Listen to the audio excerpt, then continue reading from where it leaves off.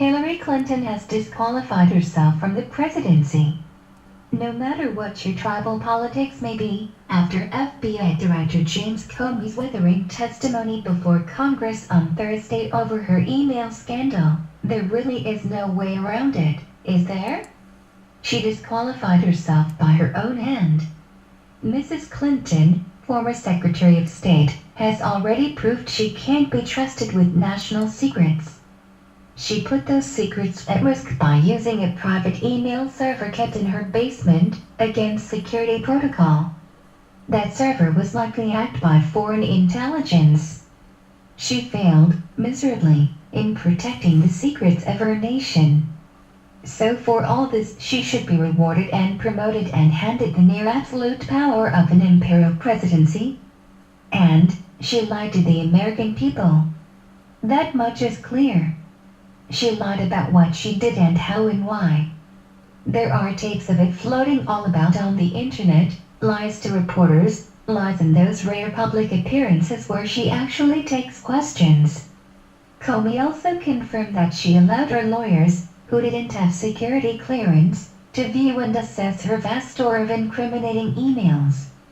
Clinton did all this not in the national interest, but in the Hillary interest. It was all done to keep her presidential candidacy viable. History will tell our children what we already know, that it was always all about Hillary. And so, it follows, logically, that Mrs. Clinton cannot be president. The Republicans didn't do this to her. The mad barbarian Donald Trump, ranting and shouting and mucking like some vulgar late-night TV pitchman, didn't do it. Thoughtful Democrats who put their country above their ambitions didn't do it. Years from now, she may wander the corridors of whatever palace she finds herself in, wringing her hands and muttering nonsense, her hair disheveled in the night, and it won't change things. She's disqualified herself. If she continues to campaign, she may win the election, but she'll only have power to leverage support, and that isn't good. The worst thing in all of this is that any defense of her actions only reinforces a dangerous belief that keeps growing in America, that there are two standards of justice.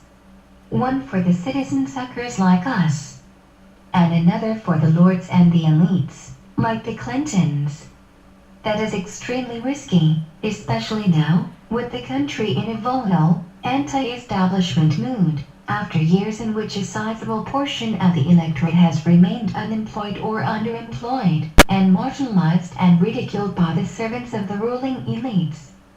A nation that values a commonly held belief in the obligations of leadership couldn't ever elect someone like this. Advocating for someone like this would be seen as shameful. Only a corrupt nation could do so, a nation that values a Chicago-style political payoff more than it values a belief that leaders should be held to ethical standards. Once a nation acknowledges publicly that it is corrupt, as in national elections, that its people care only for what they can put in their pocket or stuff into their mouths, something terrible can happen. There is awakening, a listlessness, a nihilism, where personal appetites and longings for celebrity outweigh what was once understood as common virtue.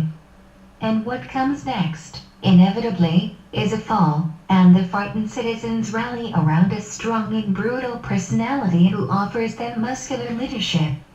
And what they once had is gone. If you read histories about great empires and how they lost their way, slowly, inexorably, the illness growing along the dull spine of what they once had been, then you already know what happens. And if you don't read history, it really is certain that many will clench their fists and denounce me as a Clinton hater. But hate by definition is irrational, and so I reject the hater diagnosis. Instead, I'm probably something of a Clinton loather. Hate is about the loss of control, like the barking of a dog or someone who shrieks into the wind or at a crowd. Loathing takes time and consideration. And I've had years of watching the Clintons lie and dissemble and tell partial truths and get away with it, and take advantage of the principles of honorable men such as James Comey. Whether you're a Clinton loather or hater or some simple Clinton meat puppet or Clinton lover and Hillarista, consider. If Mrs. Clinton were a junior Foreign Service officer or a young special agent of the FBI, she'd have been fired. She'd have immediately lost any security clearance she had. She'd have been prohibited from ever securing government employment again. Yet after failing miserably to keep our secrets, some want her elected president, where the protection of secrets is vital. How can she possibly lead when those under her command know what she did? If Hillary Clinton were anyone but a candidate for president, she would have been drummed out of government service for her reckless and unethical behavior. You don't promote such people.